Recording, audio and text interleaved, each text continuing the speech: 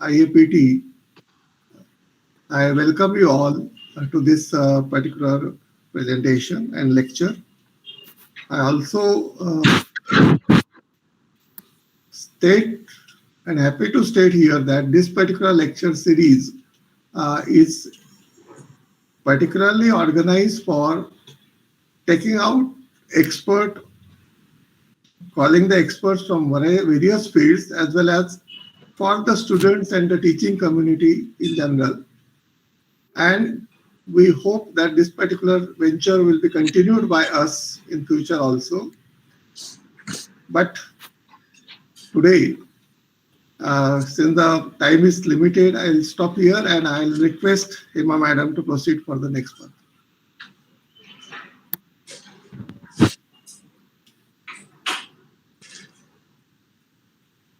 Okay. Hema Madam. Yes, I will. Yeah. I will take over. Hema, can I go further? Yeah. Okay. So let me introduce our IAPT to everyone. Most of us are the members of IAPT. I'm not 100% sure how much Deepa Madam knows about IAPT. So let me just mention about the IAPT. What is IAPT and what are its functions? So Indian Association of Physics Teachers, that is IAPT, it was established in 1984 by Dr. Khandelwal. And the main objective of this was to upgrade the physics teaching as well as learning at all the levels. Main functions of IAPT are conducting the NSCP and NGP exams. Through these exams, students get selected from all over India for national and international level Olympiads. From this year, the Junior Science Olympiad has been taken over. I mean, the full responsibility of Junior Science Olympiad has been taken over by IAPT. For the Asian Physics Olympiad and the IPHO, IAPT helps the Homi Baba Center people. IAPT publishes its own journal, that is Journal of Physics Education. It also publishes a bulletin every month in which articles based on innovations in physics teaching as well as articles giving insight of new discoveries are included. It publishes extra low-cost books. A Center of Scientific Culture, that is CSC, has been established under the wings of IAPT, which provides exclusive facility of working on experiments in physics. NANI, that is National Anveshika Network of India, is one more initiative of IAPT. Through this, school as well as college level students and teachers get chance to learn physics through experiments. IAPT conducts convention every year at different places, and one attraction of this convention is competition of innovative experiments. It is innovative experiments in physics as well as computational physics. At present, our new president, that is current president, Professor Ahluwalia, has recently introduced new program, LUCI, L-U-S-I. That is, let us solve it, let us understand it. This is open to everyone on Facebook to post a question or problem in physics, and then for everyone to participate discussion on it. IAPT is divided in 20 regions, which each having regional council. RC8 is the regional council of Maharashtra, and Mumbai is sub-regional council under RC8. Mumbai sub-regional council regularly conducts summer school for undergraduate students, where main focus is on solving problems from various branches of physics. It also organizes workshops for physics teachers at all levels. All the members of IAPT work for IAPT, give their time voluntarily. So this is about IAPT. Now I will hand over the dais to Hemlata. Thank you, Shamla. So as mentioned before, this lecture series is conducted in memory of Professor Dharkar.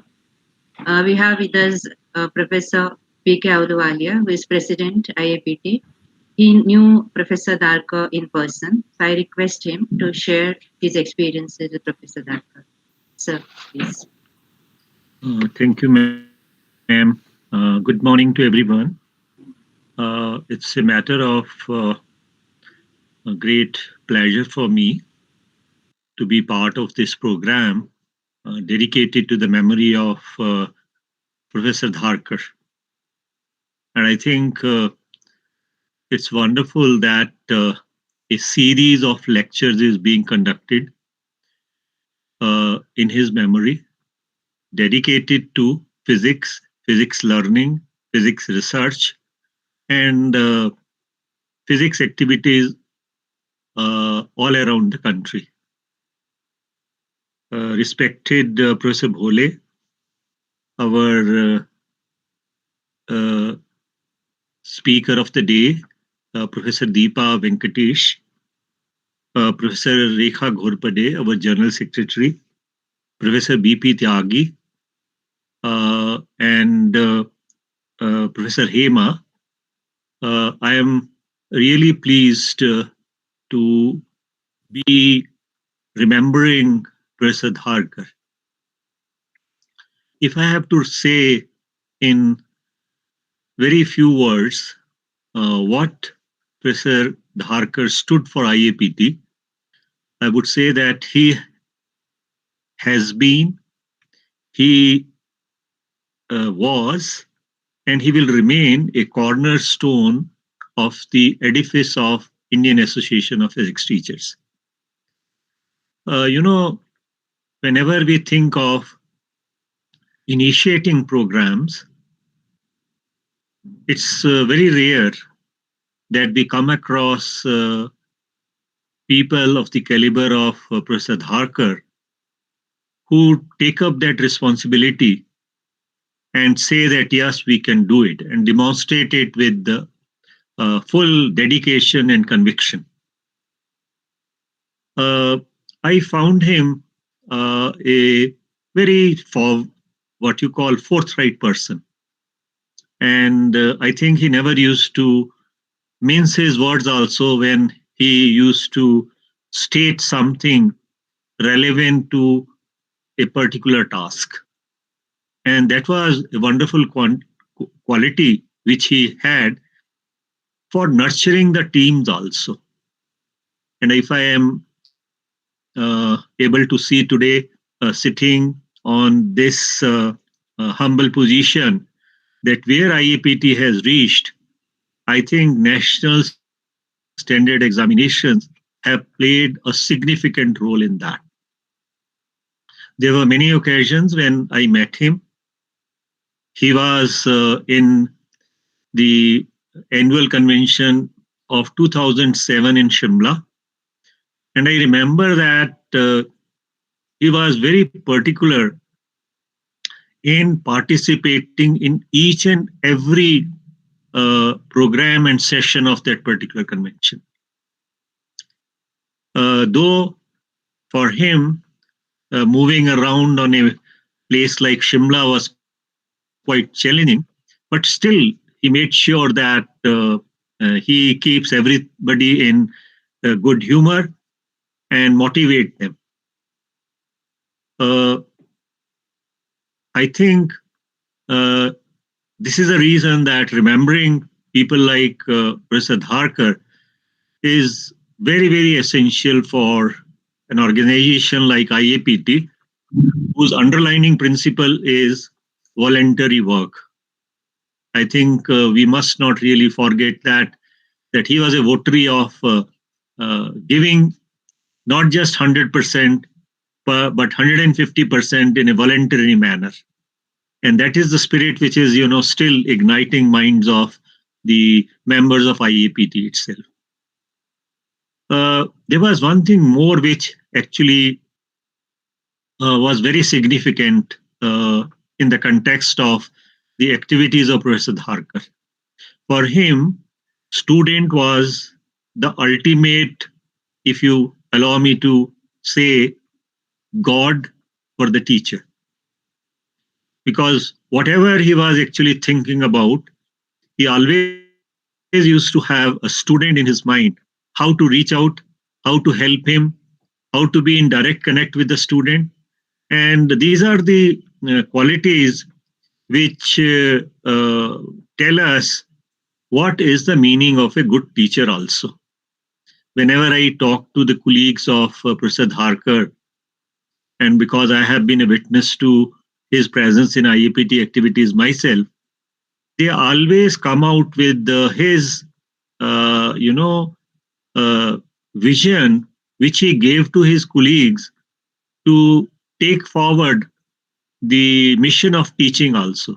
I think he never considered teaching as a job. He always considered teaching as a kind of a vocation which has come his way to help what you can call as society itself. And what better subject can be there than physics, where I think we can proudly say that in the last 100 and maybe 50 years, more and more benefits have happened because of the developments in physics. And I think this lecture series is a fitting tribute to the memory of Professor Dharkar. Hope that we will soon bring out a collection of these lectures as part of IAPT publications itself. And I am looking forward to Ma'am Deepa's lecture today, which is very new topic for me also. And hopefully we will learn something very interesting to take that to our student community and teacher community. So I thank organizers of RM Dharkar Memorial Lecture, and particularly the team for this activity. Soon we are going to have our Zoom connection also. And I think our activities will take a boost because we can, not only launch such programs, but we can create transcripts of such programs also for documentation purpose. Hopefully that will add some new, things, not only for the present lecture, but for the future members of IAPT also to come and revisit these lectures as part of learning. So once again, thank you very much. And I welcome Ma'am Deepa on behalf of IAPT for this very, very imaginative initiative of the Maharashtra Regional Council and the Mumbai Sub-Regional Council. Thank you very much. Thank you, sir. That was very nice of you to take some time, come here and share fond memories of Professor Dharkar. Now I call upon Dr. Atul Modi, President, IAPT Mumbai SRC, to introduce the speaker to the audience. And just before, if there are any questions during the talk, please post them in the chat box.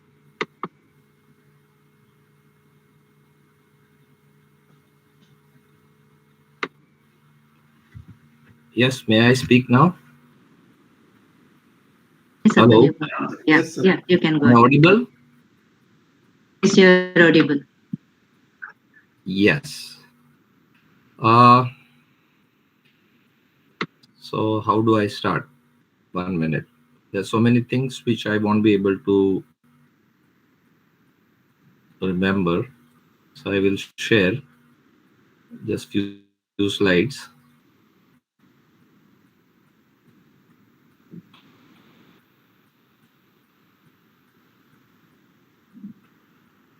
So can everyone see my slides? Yes, we Yes, can sir. see the slides. Yeah. So it's a great pleasure, Deepa, to introduce you to the audience. Deepa is going to talk on understanding laser phase noise. We had, we were fortunate to, I was fortunate to have worked with her for several years. She was a great colleague. But how great she is, that I also came to know later on, because she has achieved many more things after that. So she has a master's degree in physics from University of Kerala, and she did her PhD from IIT Bombay. She has worked at Samir, Mumbai, at VS College, and currently she's a professor in Department of Electrical Engineering at IIT Madras. Her areas of research interest includes coherent optical communication and photonic signal processing for analog and digital system. We all know that it's an era of communication revolution. We are all seeing the great speed with which data is being transmitted through fiber optics. And I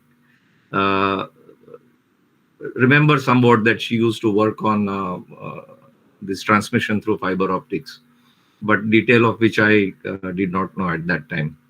She has published over 60 articles in international peer-reviewed journals and many more in conferences. Now, these are the great things which she has achieved after she joined IIT Madras. She was bestowed with Young Faculty Recognition Award of IIT Madras in 2012 and Abdul Kalam Technology Innovation Fellowship of INAE in 2021. She is a senior member of Optical Society of America.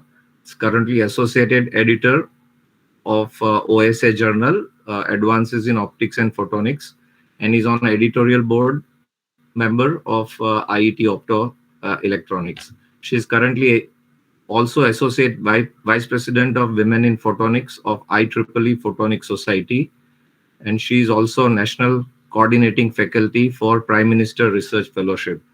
So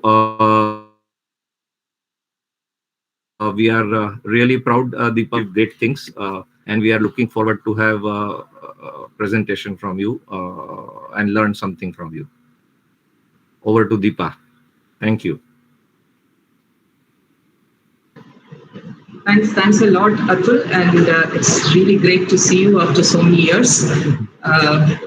I'm extremely honored to be a part of this elite community. I feel really glad to come back and talk to you. Like Atul said, I used to work in VS College as one junior faculty, and all of you were senior faculty who had shown us the way on how to teach. Specifically, I would like to name my senior colleagues in VES College, Mrs. Menon, who has shown how compassionate, how sincere one should be for teaching. Atul, who has shown how important it is to be rigorous and do things without any compromise. And Hema, who has shown how you can make things understandable in a very simple, lucid manner. It may be such a complicated thing. So I still carry forward all those learnings, and a lot of my, if at all there is a success in teaching, is all because I've learned from many of you and also the senior colleagues in IIT Madras. So let me start my presentation. How much time do I have, Hema? It is 10:54 now. You can take 45 minutes to 1 hour, around 50 minutes, 55 minutes. Okay. Then there will be questions. Okay. So it is 10:54, no? Yes. Yeah, I will probably like to have more questions and discussion than the presentation. So I will request people to please interrupt me if this is going completely out, and I'll try to see if I can make it as understandable as possible. And but please feel free to interrupt at any point. One of our senior directors told me when I joined, it is not important to cover everything. It is important to uncover certain few things. Right? So if we are able to uncover something, that's good enough. Okay, so this is the outline of the talk. We'll start with something that's familiar to all of us, which are the properties of laser. And then why we should study laser phase noise. Is my screen visible? Yes, it's visible. Is the pointer visible? Yeah, but Not full this screen, but it's visible. Yeah. Okay. We'll talk about measurement of phase noise. I'll give you some examples from our own lab, which made me start thinking about laser phase noise and the fundamentals of it and how we should measure it correctly. And some trials that we did, and I'll share some understanding we have. It's not complete, so we will conclude the talk. So when you go back to properties of lasers, this is what we teach in undergraduate courses, right? Laser output of a laser is intense, it is highly directional, it is monochromatic, it is coherent, right? Now, intense and directional are kind of related to each other. Because it is directional, it becomes intense. Similarly, monochromatic and coherent are also related to each other. Because it is monochromatic, it becomes coherent. But the bottom line is this: all lasers do not have all the properties. That's something that we need to start understanding, as you cannot expect a high power laser to be extremely monochromatic, or you cannot expect a highly monochromatic source to give you really high power. Right? So there are certain practical issues out there. So I'll tell you the examples from our lab. Right? Being in the engineering institutes, we are more interested in not just doing fundamental science, but also translate that into technologies that could be useful. So this is some examples of what over the last few years since I joined IIT Madras, what I've been able to do with my students. This is a packaged fiber amplifier, fiber laser operating at 2 micron, 2000 nanometer. This wavelength is good because it can be used for kidney stone ablations. It can be used for burning the polyps inside polycystic ovaries and so on. Right? Here, this particular box is a packaged version, which is about 3.5 watts. But we cannot. The spectral width is 1 nanometer, which is quite wide. If you look at the wavelength, right, it is quite wide. And if you want to do power scaling further, we have to actually increase the spectral width to maybe 2 nanometer or 3 nanometers. You cannot generate directly high power simply because nonlinear optics takes over. The system becomes nonlinear, and you will start getting higher order frequencies, stimulated Raman scattering, stimulated Brillouin scattering, and so on and so forth. Right? So this is the high power versus line width compromise. Here's another example which we are currently building. This is the first version. This is being built in collaboration with the company. This is a photonic front end for an analog to digital converter. Okay. Now, why do we need this photonic front end? You are trying to improve the performance of analog to digital converters.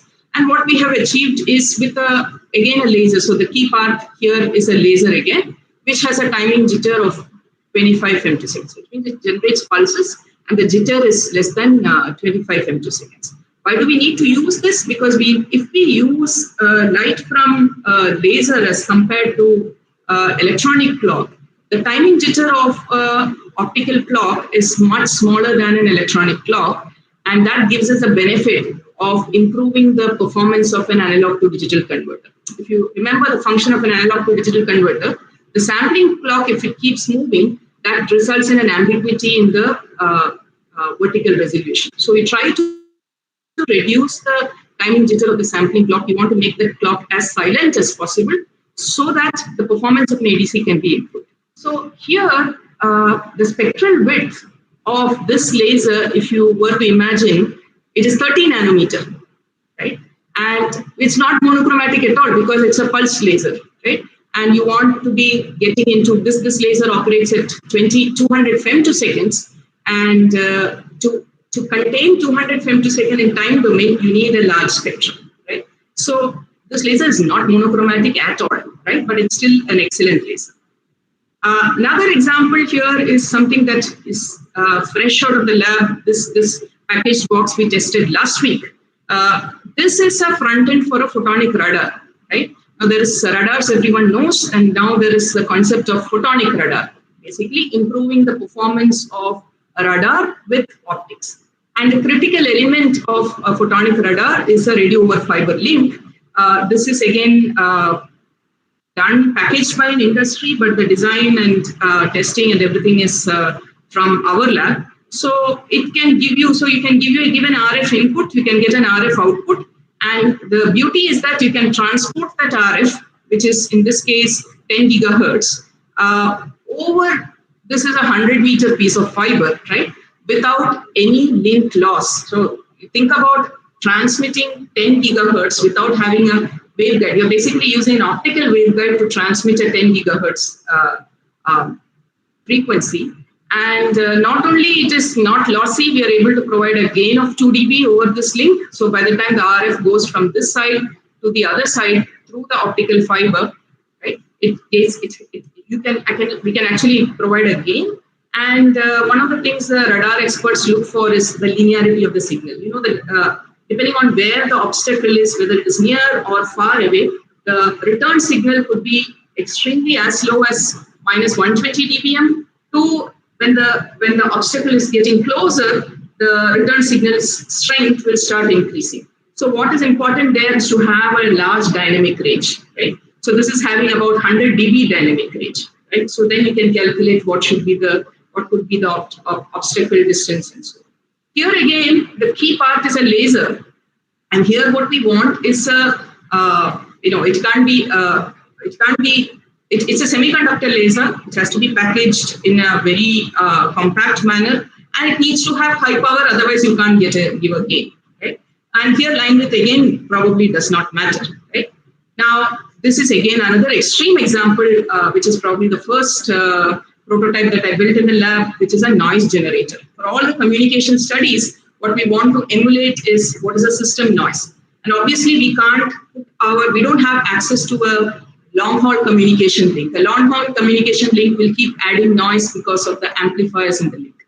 Now, to emulate that, we made a noise generator out of a laser. And here again, we are trying to add noise into the laser so that my signal gets degraded. So the reason I'm showing you all this is to say that this sets us thinking what type of laser you want to use. It need not be monochromatic. It need not be intense. Right? You would now start looking at quantifying the performance that is required for a particular application. Right? So this is just a quick review of temporal coherence, and this audience does not need to know need to be explained what a temporal coherence is. It's a measure of how monochromatic the source is. Right?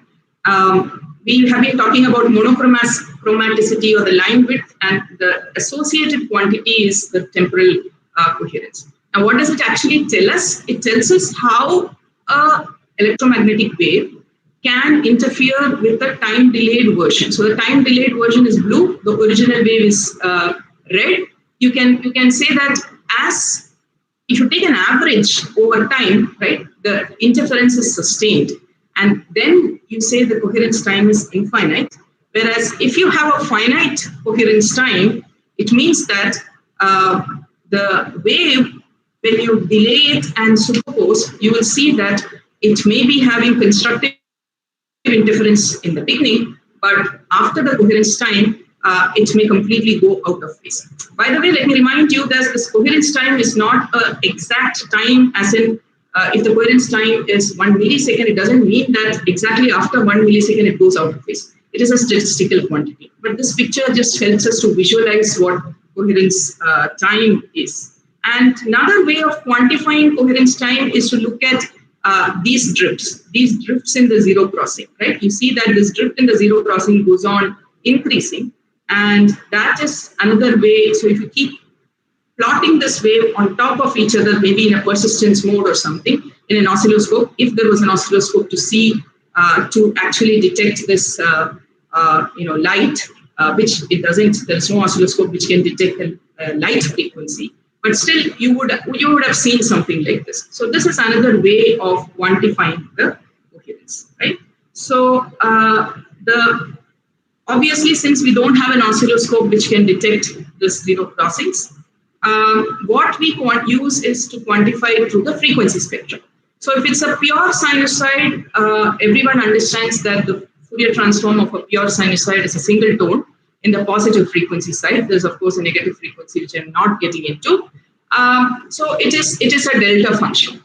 But if you have a laser which has some phase noise, right? The phase, when there is a phase drift, overall the center frequency almost remains the same, but the laser starts spreading. In other words, let me put it this way: any spread in the frequency, you may want to look at it like a change in fluctuation in phase, right?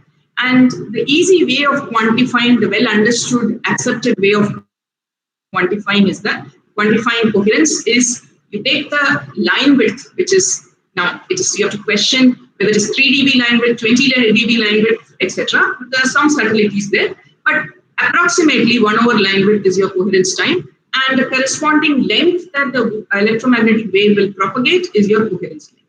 So we typically end up using spectral measurement to quantify this feature, which is actually a feature in the time domain.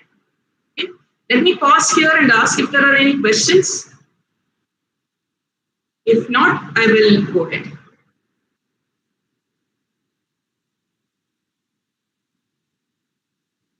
Okay, Raj. Are you even there in the meeting? Ma'am, can you explain this thing again, that why if there is phase change and no frequency change, still there is a shift in frequency?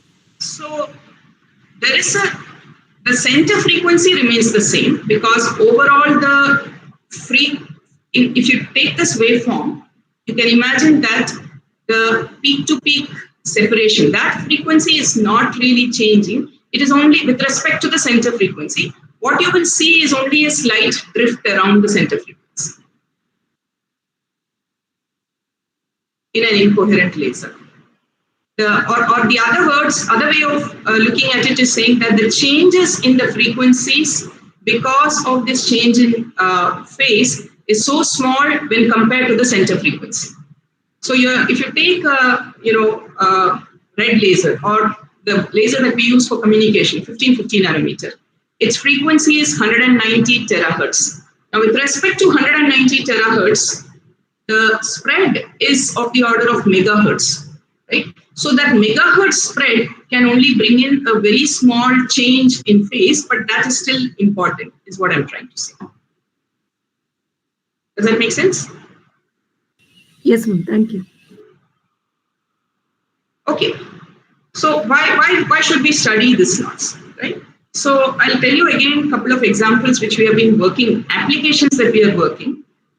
One is we are a part of the LIGO Scientific Consortium, and this I'm sure everybody knows by now. This is the gravitational wave observation, where you build a huge Michelson's interferometer, and you look at the dark port. So if you look at the round trip phase in each arm, in one arm you have, let's say, Lx is the length of the arm, the other arm, the length is Ly. The amplitude here in the dark port is e power j phi x minus phi y, which you can write it as a sum phase and a difference phase.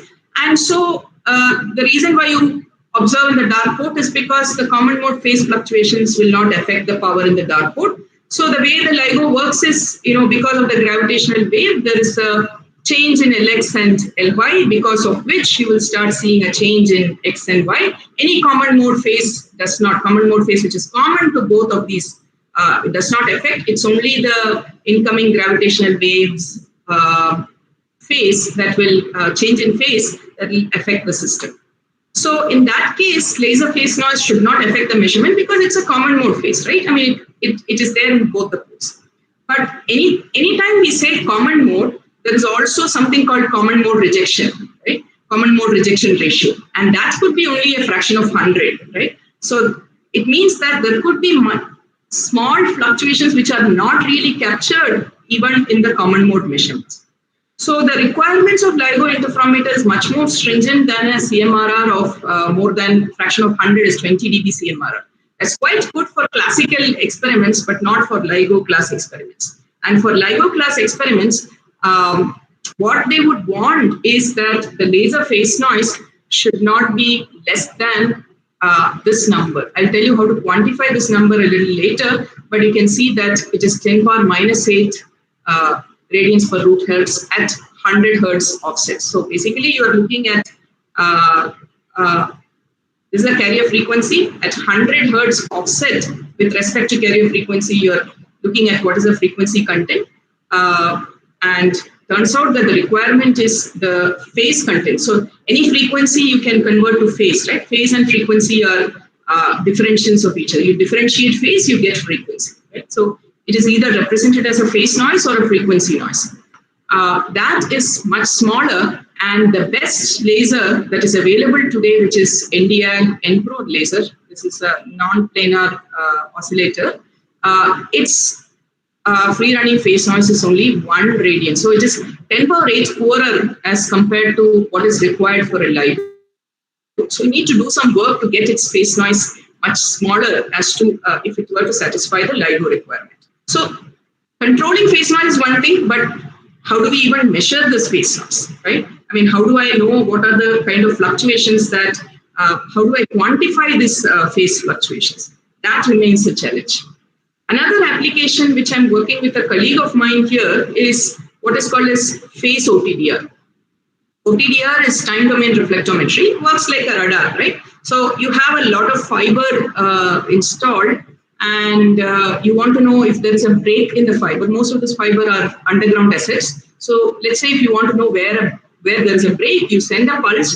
At the break, there is impedance mismatch. There is a refractive index difference. So there is a reflection that comes back, right? And you measure the time after which you see the reflection, and then you say, okay, where is my break? Now, in addition, you add one more feature, let's say, into that time domain reflectometry. Suppose you're able to measure the phase also. In addition to the intensity, suppose you're able to also somehow measure the phase, then you can start trying to do intrusion monitoring. Meaning, this is a picture from one of the companies which is selling, right? I mean, they are quite super expensive things, and our group, the collaborator with whom I'm working here, is trying to build an indigenous version of this, and I'm supporting in terms of laser phase, right? So here is a border security. If there's somebody trying to trespass, somebody is trying to. So all these red lines are where the where you have installed fiber, and you're trying to extract the phase changes as a function of time, right? Now, why phase change helps here? Somebody is walking. There are acoustic disturbances that get created. For example, this is a pipeline. This could be an oil pipeline. For pipeline security, that's a major area of lot of economic impact. Suppose somebody is digging on your pipeline, right? How do you know? I mean, these pipelines could be in desert and nobody is monitoring them, right? So what you do is you lay a fiber along with it, and whenever there is a digging activity, maybe intentional, non-intentional, it produces a certain acoustic frequency. That acoustic frequency will get coupled into your fiber, and that changes the local refractive index of the fiber, right? Basically, these acoustics will go and slightly piezoelectric, you can think of it as a piezo effect. Locally, the refractive index of the laser, of the fiber gets modulated. And if you're able to change, if you're able to detect that, you can now, and if you're able to detect the frequency with which that acoustic vibration is happening, you can say that, okay, it is somebody walking, or it is somebody digging, or there is a driller, right? So that analysis, it's a spectrogram analysis you can do, and you can exactly point out where the intrusion is happening. You don't completely remotely can get the GPS location of that, and then decisions can be taken whether it is strategic, military, or whether it is economic, whatever it is, right? So this is the kind of system for fence security, pipeline security, border security that builds up. And the working principle there is quite simple, actually.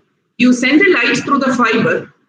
The probe light is pulsed light. So this is a pulsar here, amplifier. It goes through the fiber under test. And let's say there is some vibration at this location. Right? Now the pulse covers a certain distance along the fiber. Now, if I take within the pulse width, there is scattering because of Rayleigh scattering. Right? Now, within the pulse width, if there is an acoustic perturbation, what happens is you can imagine that the Rayleigh scattering centers are perturbed. So which means the return light will have a different phase as compared to the case where you did not have that intrusion. And you compare the standard light with the without intruder with intruder case, then you can do an intensity difference. What we are working on is not even intensity difference. We are trying to extract the phase of the return light, and you capture that phase as a function of time. Then you can build a spectrogram, and then you can build a frequency map, and then you can know who the intruder is. So here, suppose the laser itself had some noise, which is unpredictable. Then your measurement becomes ambiguous. So here again, laser coherence, phase noise becomes extremely crucial. Right? The other of my favorite example, my bread and butter, is high-speed optical communication. So this is an example from our lab where we transmitted 800 gigabits per second over a 50-kilometer fiber. What we did is we constructed, so these brown lines, or the green, I don't know what it shows up as, green, dark green lines are the comb that we created from a single laser. We took a single laser, did some nice nonlinearity into it, and created some 8 lines out of a single laser. The beauty of doing this, instead of taking 8 lasers and taking one laser and making it 8 lines, is because all of them are mutually coherent, right? If one moves to one side, the other also moves. So it becomes easier for me to do my signal processing. Now, the light green that you see, that spectrum, so the dark green is a spectrum of that unmodulated laser. This is the spectrum of the modulated laser. And what modulation are we using? We're using what is called as 16 quadrature amplitude modulation. The constellation looks like this for a 16 QAM. And we transported it. The spectral efficiency is 6, which means every hertz of frequency can carry actually 6 bits, which is quite high when compared to the standard transmission systems. If you're wondering what is this 16 QAM, I have a slide for this. 16 QAM is where you group 4 bits into one symbol, and rather than transporting bits, you transport a symbol, which means you need to find a way of transporting 16 degrees of freedom, right? So you need to have 4 levels of amplitude, 4 levels of phase. So instead of transmitting 1 bit, what I'm transmitting is this amplitude and this particular phase, right? If I'm transmitting this group of bits, I will be transporting this amplitude and this particular phase. So I basically have a system which can feed in any amplitude and any phase based on the data sequence, right? So so finally you can understand that these are the dots that I'm transmitting, and at the receiver, I'm looking for the same dots. And at the receiver, if my dot is within a certain boundary, I will say, okay, I have received 100, right? Now, suppose there is phase noise, what will happen? If there is a phase noise, this in phase, it will start spreading. And when it starts spreading, this is what happens, right? This is a constellation where there are only 4 dots. This is a laser with a line width of 50 kilohertz, which is supposed to be quite good. It will start spreading, and if I'm transmitting only 4 points, it is still okay. I can say that it is still in the quadrant. I can make a decision. But if the spread becomes large, then what happens is I lost my symbol, because I transmitted this constellation point here, but when I received, it may have spread to this. And then it becomes your communication system completely fails. This is where how the laser phase noise affects 16 QAM constellation.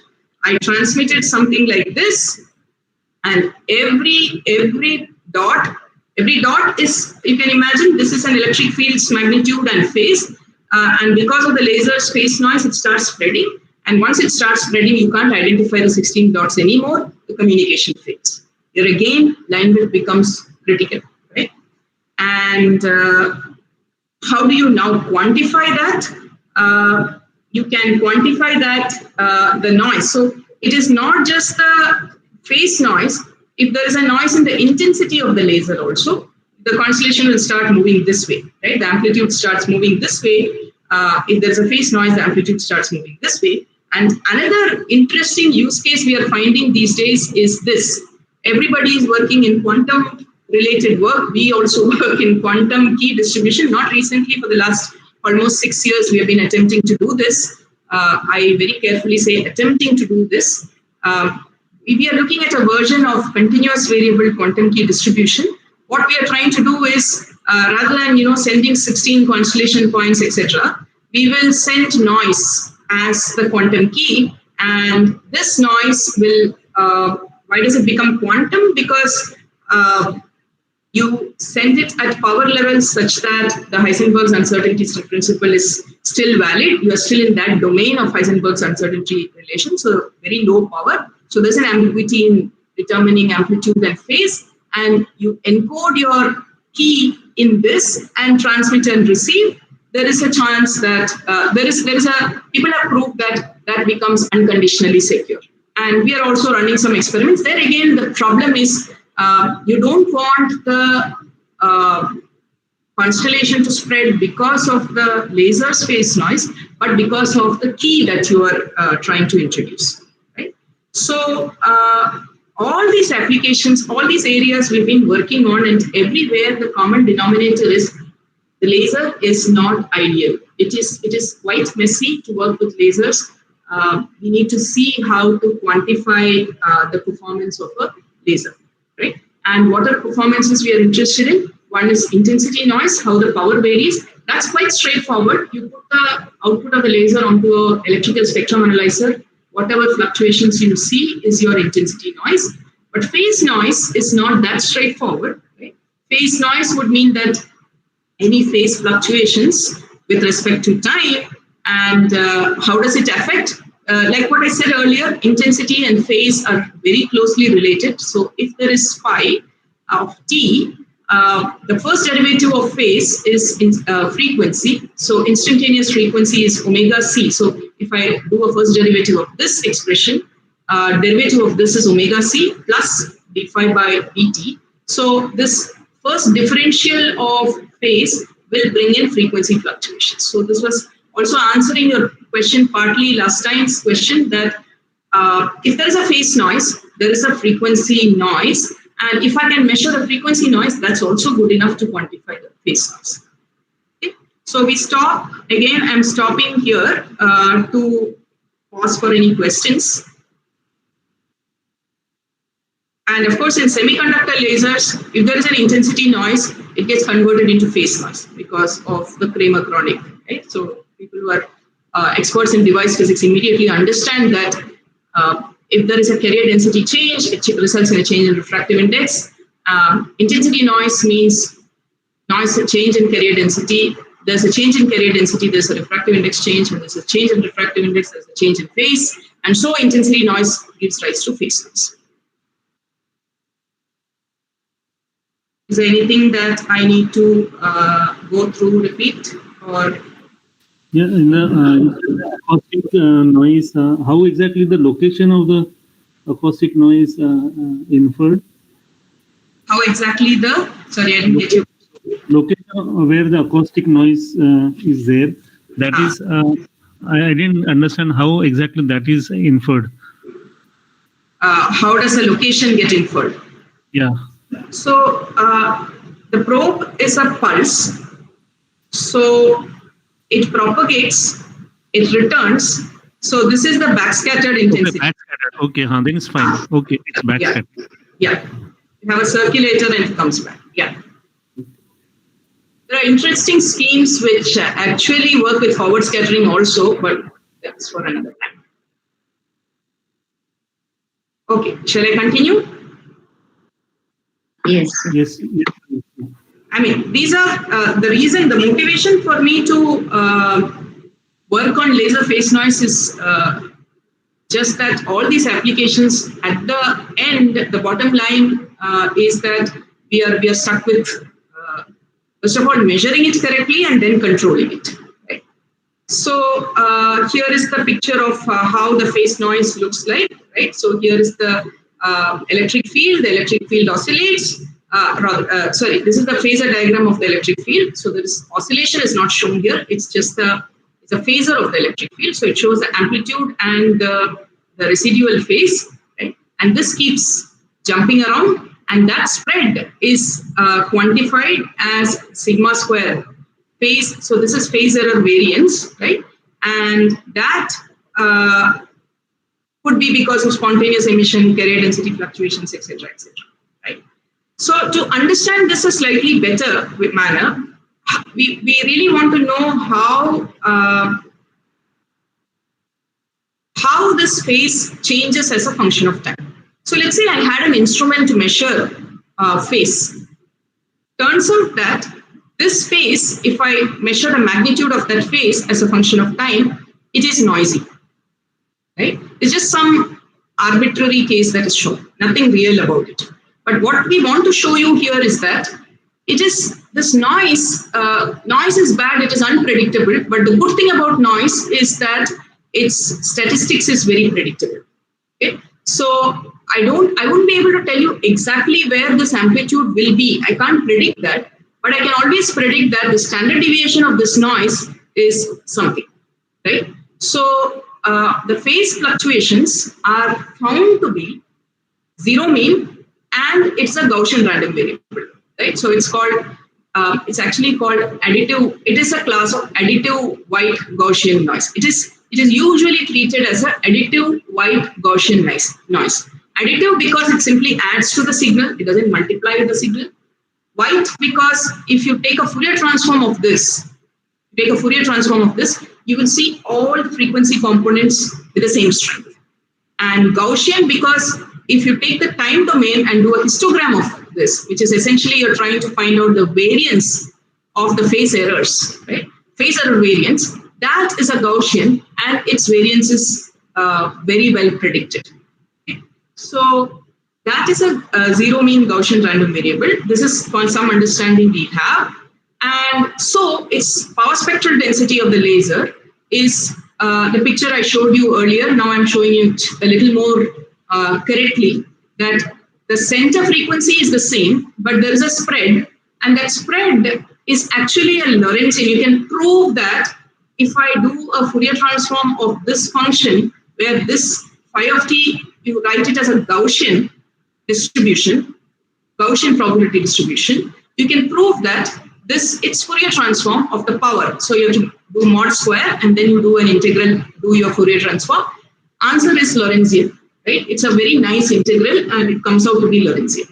And that Lorentzian function, the width, 3 dB width of that Lorentzian function is what we call as the line width of the laser, right? So in the time domain, it is a zero mean Gaussian variable, but the frequency spectrum, of course, you can pull in Weinberg-Khinchin theorem and say that, the fundamental theorem in Fourier transform and say that the power spectral density of the laser is an autocorrelation of its electric field. So if I were to measure the laser line width, the simplest thing would be to set up that autocorrelation and then look at the spectrum, right? So experimentally, I set up a device or a system which can do an autocorrelation of the laser, and then I just simply look at the power spectral density. And it turns out it ought to be a Lorentzian, okay? And this quantifies the phase fluctuation. So we set up with this measurement of line width. In fact, if you won't believe, we started this exercise some 6 years ago, and we're still not learned completely, right? Every time we discover something new and we keep improving the performance, and we find that the rest of the world who are making, this extremely narrow line lasers are also with us, right? Nobody still understands how to quantify the laser phase noise correctly. We are all improving towards a better and better measure of phase noise. So I'm going to explain, based on time, I'm going to explain 3 different methods. I think I have 15 minutes more, so I'll try to get it through. Delayed self-heterodyne, coherent self-homodyne, coherent self-heterodyne. 3 methods. So this is the method we started to do about 6 years ago. It's a very simple thing. Whatever I said earlier, you take a laser, do its autocorrelation, and do the power spectral density. Instead of doing it in a computer with a code, we have to do it in an experiment, right? So how do I do the experiment? Take the laser, this should be splitter, this should be combiner. It became ulta, right? This is a splitter. You split the laser into 2 parts. One part, take it through a large delay. which is much greater than the expected coherence time. The other part, you take it through a acousto-optic modulator. So think about this AOM as something which does a frequency shift of the laser by a frequency omega. In our case, it's always 100 megahertz. Okay? So your laser will be oscillating at a certain frequency, and this AOM, at the output of the AOM, it basically shifts the frequency. So omega naught, it gets shifted. The center frequency gets shifted to omega naught plus omega. I'll tell you later why this is required. To understand the working principle, you don't really need this shifting, but practically you need it. Then you combine this, and so you get the field from, so on the top arm, you have a field which is delayed by a tau, which is much greater than the coherence time. On the bottom arm, you have the electric field, which is frequency shifted, which is shown here. This is not delayed. So in this, there is a frequency shift. In this arm, there is just a time delay. You combine them. So imagine that now you can think about what falls on the photodetector as two electric fields, which are frequency shifted with respect to the other, and no phase correlation whatsoever because you have decorrelated them. So even though it looks like a splitting, combining, it looks like an interferometer, it is not an interferometer because you have decorrelated them. So it is as good as two independent sources falling on top. But why do we do this? We do this because, okay, so this is to explain what happens in path 1 and what happens in path 2. This can be frequency shifted, right? If the two paths are correlated in an interferometer, if they're completely correlated, right? So what the mod square function would do is the result will be a delta function. But if they are uncorrelated, you are doing an autocorrelation of two Lorentzian. Autocorrelation in time domain is a convolution in frequency domain. So it means that the resultant width will be twice the width of the each laser. Right? But now you modulated it, so there is an additional tone that appears at twice the modulation frequency.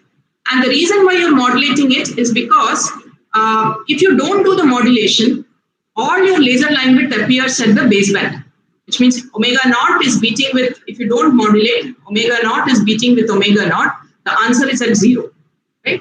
And if I modulate, then what happens? This omega modulation and this omega is the same. So if I modulate, my answer will appear at the modulation frequency. Basically, I'm doing a heterodyning. I'm shifting it to an intermediate frequency.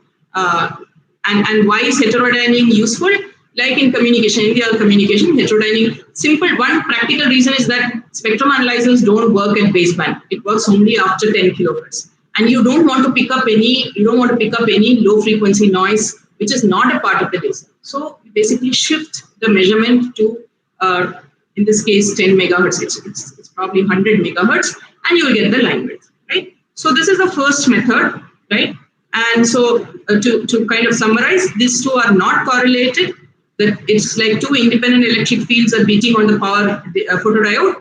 The AOM is to just shift the measurement frequency to an IF, RF, whatever you call that as. And resultant spectrum, you get double the line width. This is an example for the spectrum that we get, which is supposed to be double the line width of the 3 dB bandwidth is 1 megahertz. So this must be a 500 kilohertz laser. But it doesn't look like a Lorentzian to me. That's the first thing we started measuring. Any laser we measured in the lab, theory says that it should be Lorentzian, but I don't get a Lorentzian. I get more like a Gaussian. Right? So that's keep that in mind. Then, what if it's a kilohertz class laser? If my laser is of 50 kilohertz or 100 kilohertz, in this particular case, I think it was 10 kilohertz or something. We can force fit a Lorentzian, but you can very clearly see that there are two peaks here. Right? There are two peaks here. And depending on which type of laser you use, you could have more peaks. So what is happening here? What is going on here? It is incomplete decorrelation. So this will start now behaving like an interferometer.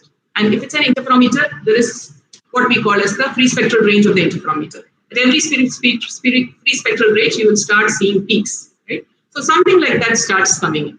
Then the problem is then how do we measure the line width of a kilohertz class laser?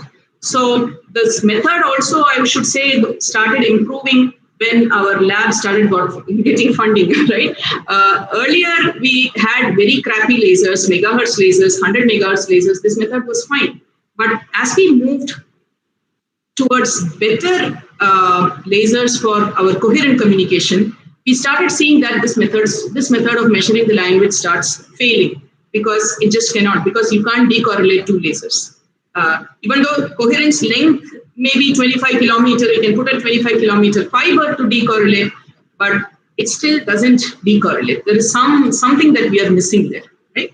So then we started saying, okay, let's go back to the basics and let's again see what we can do better to improve this measurement, right? So remember, what we were doing is this power spectral density, right?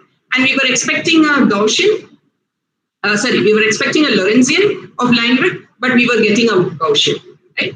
And the reason why this Lorentzian becomes Gaussian, it becomes Gaussian only when there is a flicker noise in the laser. Flicker noise it's not white all across the frequencies. For very low frequency offset, there is a large noise. So it's like saying that there is a large noise at very low frequencies, right? At high frequencies, the noise is the same, right? That's the flicker noise. So instead of doing this, because you can't identify the phase noise correctly, we started thinking, can we measure phase directly? And then can we measure phase noise? So what is phase? Phase is argument of electric field. So we need to have a measurement of electric field properly. And phase error variance, which means that you measure phi at a interval tau, any time interval tau, minus the phi at tau. That difference is statistical, and the variance of this difference is what is called as a phase error variance. And if you plot this phase error variance as a function of tau, which means obviously you're looking at larger and larger time separations, you will realize that the phase error variance has to grow because you're now looking at the phase at large time intervals versus phase at small time intervals. So that is these, let's say I take this point, I'm looking at the variance of the random variable where I'm quantifying the phase at very small intervals. Whereas if I look at this point, for example, a larger tau, it means that I measure the phase now, I measure the phase at a large tau, I take the difference, I keep doing that, I get a random variable. The variance of that random variable obviously has to be large because the phase would have slipped more, right? So this phase error variance, so we started trying to see how to measure the phase error variance, because there is a map says that phase error variance is directly related to line width, because the slope of this phase error variance is related to line width, 2 pi times the line width, right? So that's one way of doing this. Another way of measuring it is do an autocorrelation of the phase, and the power spectral density autocorrelation relation you use, find out what is the power spectral density of the phase, and once I know the power spectral density of phase noise, I can find the power spectral density of frequency noise because I know the relation between phase and frequency. So this is what it is supposed to look like, right? So ideally, it should have looked like a white noise, and I'm getting flicker noise. So what does this y-axis represent? The y-axis represents the strength of the frequency fluctuations about the carrier frequency as a function of carrier frequency offset. So if I have this as my carrier frequency, the center is my carrier frequency, or the zero of the x-axis is the carrier frequency. At an offset frequency of maybe 10 hertz, 100 hertz, 1 kilohertz, 10 kilohertz, 100 kilohertz, and so on, how much is the strength of the noise? So how many frequency components? So it turns out that at low frequencies, very low frequencies, there are very strong fluctuations at low frequencies, but not as strong fluctuations at high frequencies. And it is this white noise, when we say AWGN, additive white Gaussian noise, we had assumed everything to be white. And that's why things were not matching, right? So if we can get this plot, somehow we are able to measure either the power spectral density of the phase noise or that of the frequency noise, we can quantify, not only quantify the line width, but we can quantify the flicker noise also, right? Now, flicker noise is not something that is true only for the people call it as pink noise also. Instead of white noise, they call it as pink noise. it's not just existing only for lasers. Any oscillator, any RF oscillator or a voltage controlled oscillator will also have flicker noise. But it's just that the laser flicker noise is much more than any other RF sources, and it causes more damage to us. So how do we do this? So what we said, we want to measure phase, right? And there's no easy way of measuring phase. So what we did is look at this. Instead of converting this we converted this setup into an interferometer, meaning you use a delay now which is less than the coherence length. Right? Now this purely works like an interferometer. And this is a transfer function of that interferometer. Intensity as a function of delta phi between the two arms. Okay? Now one arm is delayed with respect to the other. Now if there is a phase fluctuation, the idea is that if there is a phase fluctuation, that will get directly converted into intensity fluctuations. We thought we were very smart to do this. Any phase change, relative phase change between the two, which is, I can write out the math and show that for small phase variations, the intensity is proportional to the phase variations, the delta phi. Delta phi is all what we want, right? Because there's nothing called absolute phase. And we were expecting nice intensity fluctuations, so we put our best laser source so that the phase fluctuations are small, constructed the setup, and we're expecting that all the intensity fluctuations will now directly map to the phase fluctuations. Idea looks very simple in paper and in simulation, but when we did the experiment, this is what we found. The same problem with baseband. Intensity fluctuations are all in the baseband, right? We are trying to measure everything in the baseband. So our measurements, so this is a persistence plot from the oscilloscope. It could be anywhere between this V peak to peak to this V peak to peak. What is really happening? This transfer curve, right? We assume this transfer curve is stable, but because of the noise that is experienced by the fiber itself, because of environmental perturbations, what is happening is this transfer curve started moving. And it took some time for us to realize that is happening. Now it's all very simple, right? The transfer curves move. When the transfer curves move, what will happen is you may be operating at this part, or you may be operating at this part, or you may be operating at this part. If you're operating at this part, for the same change in phase, you get a very small change in amplitude. And that's what is happening here, right? But if you're at quadrature bias, you get a large change, right? That was happening here.